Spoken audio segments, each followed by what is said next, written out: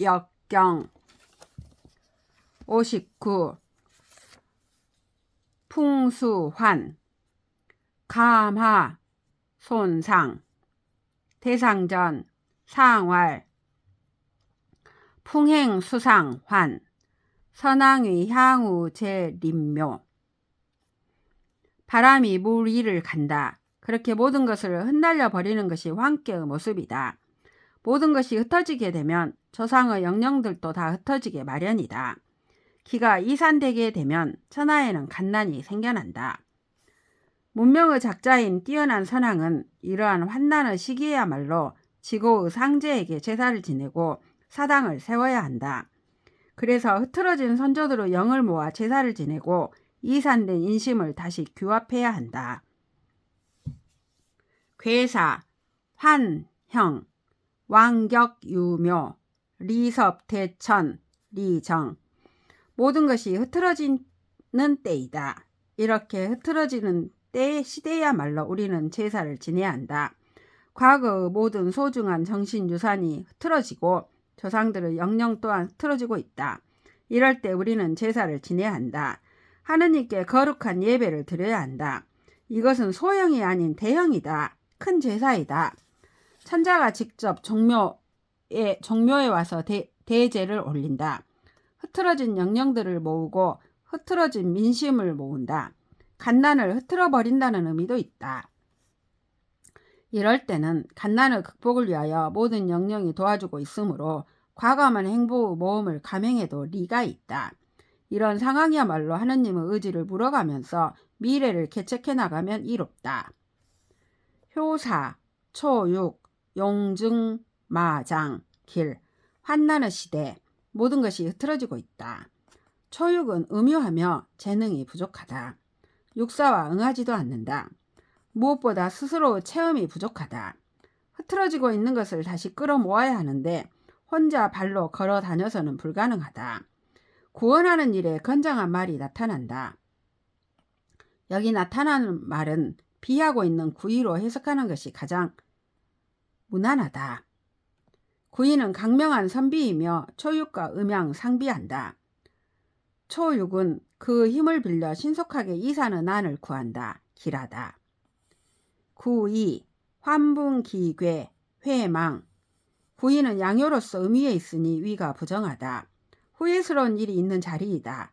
그러나 구의는 강경하며 중용의 미덕이 있으며 험난을 탈출할 수 있는 능력이 있는 선비이다. 환난의 시대에 이 선비는 팔걸이에 턱을 받치고 사유를 달린다. 즉 세상 경륜을 다시 생각해보는 것이다. 공연히 세상을 구한다고 나서는 것보다 자기 위치에서 세상 경륜을 총체적으로 다시 생각해보는 것이 오히려 많은 회한을 사라지게 만드는 척경일 수 있다는 것이다. 63. 황기궁, 무회 황께는 흐트러짐의 괴이지만 실제로 그 중심 테마는 세상을 구원한다고 나서는 자들에 관한 담론이다. 구세, 무엇을 어떻게 구원할까? 63은 음유하며 재능이 있는 빈곤한 제목이다. 부정하며 이산의 세계를 구원할 능력이 없다. 63은 이기적 욕망이 강하다. 세계를 구원한다고 나서기 전에 자기 몸에 배어있는 에고센트릭한 가치관을 흩날려 버려야 한다. 그 몸을 흩날려라. 세계를 구원한다고 나서기 전에 나의 욕심을 흩날려 버려라. 63은 본시 후회가 있을 수밖에 없는 부중의 변경이었다. 그러나 황기궁하면 모든 후회가 사라진다.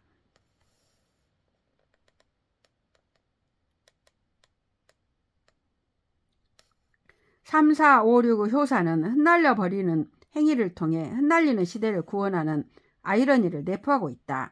환에는 긍정과 부정이 혼재한다. 6사, 황기군, 원길, 환유구, 비소사 6사는 음유이니 위가 정하다. 구호의 군과 밀접히 붙어있고 흐트러져가는 천하를 구원하는 임무를 담당하고 있다. 뜻이 정당하며 천자를 바르게 보좌하는 대신이다. 아래 사람들과도 사적인 커넥션이 없다. 초육과 응하지 않으며 63과도 상비하지 않는다. 사적인 작당이 없다. 육사는 환의 시대에 끌어모으지 않고 오히려 주변의 무리들을 흩날려 버린다. 자기 편의 무리들을 다 해산시킨다. 이러한 육사의 행동은 원칙적으로 기러한 결과를 가져온다.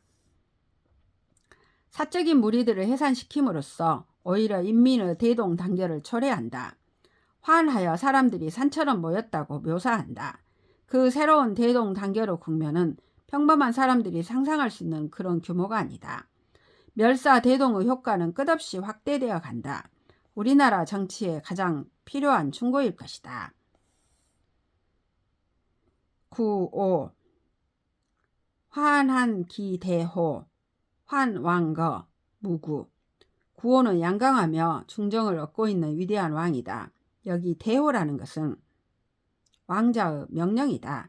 나라가 조각조각 흐트러지는 환의 시대를 구원해야 하는 책임을 맡고 있는 왕은 국민 통합을 호소하는 대호령을 바란다.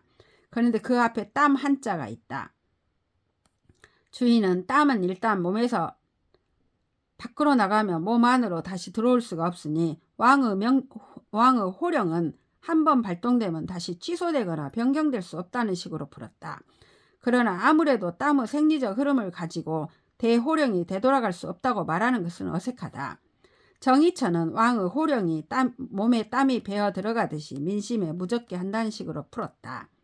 정의처는 해석이 더 상식적이다.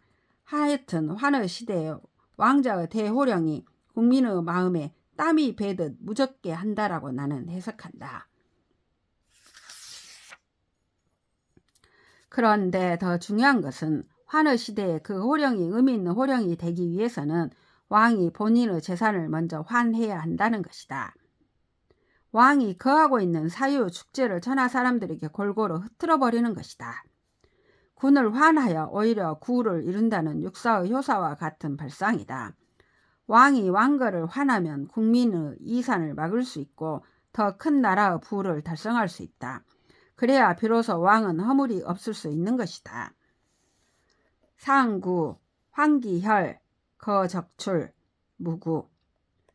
상구는 배 밖의 방외의 사람이다. 정치에 관여하지 않는다. 상구는 육삼과 응하지만 육삼은 감께의 갓난에 상처받아 상구와 관여하려 하지 않는다. 상구는 환상계의 종국이며 학계의 험난으로부터 멀리 있다. 황기혈이란 상처받을 수 있는 상황을 근원적으로 흩날려 버린다는 뜻이다. 상해를 받을 수 있는 정치적 상황으로부터 떠나 멀리 방외로 나가면 허물이 있을 수 없다. 세상을 떠나 있는 자에게 역은 무구 판단을 내린다. 60. 수택절 태하 감상 대상전 상활 택상유수절 군자이제수도 의덕행. 못 위에 물이 있는 모습이 절개의 모습이다. 못이 물을 담을 수 있는 용량에 한계가 있으므로 이 절개는 한도, 한지, 절제를 상징하고 있다. 군자는 이 절개의 모습을 본받아 수도를 제정하고 덕행을 의논한다. 제수도와 의덕행은 인간 내면의 덕행이라기보다는 국가 경륜의 객관적 절도에 관한 것이다. 괴사, 절형, 고절, 불가정. 절개의 시대는 모든 것이 절도가 있고 쓰임새가 절검하며 인재들이 절조가 있다. 좋은 가치관이 지배하는 시대이다. 이럴 때는 절도 있게 제사를 지내어 국민을 화합시켜야 한다. 절도에 들어맞음은 반드시 조화로워야 하는 것이다. 절도 그 자체가 지나친 것을 이 괴사의 저자는 고절이라고 표현했다. 절도에 맞음이 고통스럽다는 뜻이다. 지나치게 인색한 것이다. 괴사의 저자는 말한다. 고절에 관해서는 점을 칠 필요가 없다. 신의 의지를 물을 필요가 없다. 그것은 명백하게 중용을 상실한 것이므로 인간 스스로 해결할 수 없는 것이다. 비만을 고친다고 지나치게 절제를 하다 보면 큰 병을 얻을 수 있다. 그런 것이 고절이다. 효사, 초구, 불출호정, 무구. 초구는 양요로서 양위에 있으니 그 위가 정하다. 초구는 육사와도 정응하기 때문에 세상에 나가 활동할 수 있는 능력과 환경이 주어져 있다. 그러나 초구는 자기 집 뜰악 밖을 나가지 않는다. 출세욕을 절제하고 중정을 벗어나 대문 밖으로 나아가지 않는 것이다. 우선 학업을 쌓고 인격을 도야하는 데 전념하는 것이다. 이렇게 신중한 사나이는 허물이 없다. 9.2 불출문정 흉. 9.2는 학계의 중이다. 여기 문정은 초구 호정에 비해 대문에 더 가까이 있는 정원이다. 중용을 얻은 양효라는 사실 하나만으로도 9.2는 문정을 박차고 나갈 수 있는 능력과 자격이 있다. 그런데 양효로서 음위에 있고 또 상에 응원이 없다. 그래서 문 밖을 나가는 것을 두려워한다. 다시 말해서 절지만 알고 융통을 모른다. 그러다가 출세할 기회를 놓치고 만다. 카이로스 상실을 말한 것이다. 흉하다. 6.3 부절약, 즉차약, 무구. 6.3은 음유하며 부중부절하다, 부중부정하다. 문제가 있는 인물이다. 절도를 지켜야만 할 때 절도를 지키지 못한다.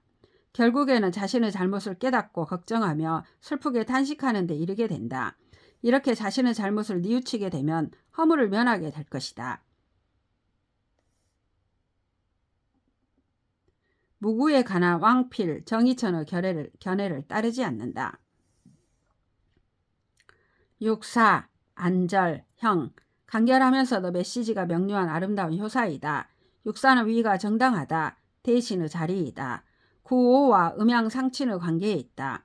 6.4의 대신은 유순하며 마음이 바르다. 억지로 힘들여 노력하지 않아도 마음 편안하게 절도를 지킨다. 위대한 지도자 밑에는 이러한 어드바이저가 필요하다. 안절은 우리 일상생활에 떠날 수 없는 덕성이며 도인의 경지를 나타낸다. 고절과 대비된다. 안절할 줄 아는 6.4는 편안하게 제사를 주관한다. 모든 일이 온전하게 진행된다. 9.5 감절, 길, 왕유상. 9.5는 강건중정의 천자이다. 강건중정하기 때문에 그에게는 삶의 절도가 자연스럽게 중정을 지킨다. 본인 스스로 절도를 지키는 것을 달콤하게 느낀다. 고절과 감절은 정반대되는 개념이다. 소식도 경지에 오르면 소식 그 자체가 달콤하여 과식을 막는다. 세욕도 절제를 즐길 수 있는 경지에 가면 모든 관계가 아름답게 돌아간다. 역의 감절은 유교의 도덕주의와는 차원이 다른 것이다. 음양의 순환 속에서 자연스럽게 달성되는 절제의 미학이다. 역은 도유를 용섭한다. 9.5가 감절하면 온 국민이 다 길하다. 9.5가 리더십을 장악하고 진취적인 사업을 해나가면 온 국민의 존경을 얻게 될 것이다. 상육, 고절, 정흉, 회망. 상육은 절개의 극이다. 상께, 감험의 극이다. 여기 고절은 감절에 대비된다. 감절의 경우는 절제가 삶의 환희를 느끼게 하지만 고절의 경우는 절제가 고통을 준다. 절제를 극한으로 행하고 그 룰이 경직되어 변통을 모른다. 여기에서는 절대적인 규칙이 없다. 모든 규칙은 방편이다. 인류 종교사는 모두 이 한 자리를 깨닫지 못해 인성 파멸을 초래하였다. 고절의 시대에 점을 치면 고절의 주제는 흉하다. 고절하는 바보스러운 자신의 행위를 뉘우치면 흉운이 사라지리라. 보통 회망과 그 숨은 신텍스가 다르다. 정의천의 탁견이다. 역은 절개의 마지막을 비극적 결말로 장식하지 않았다. 그만큼 절제는 우리 삶에 절실하게 필요한 가치다. 우리가 산다고 하는 것은 절제가 그 전부라 해도 과언이 아니다.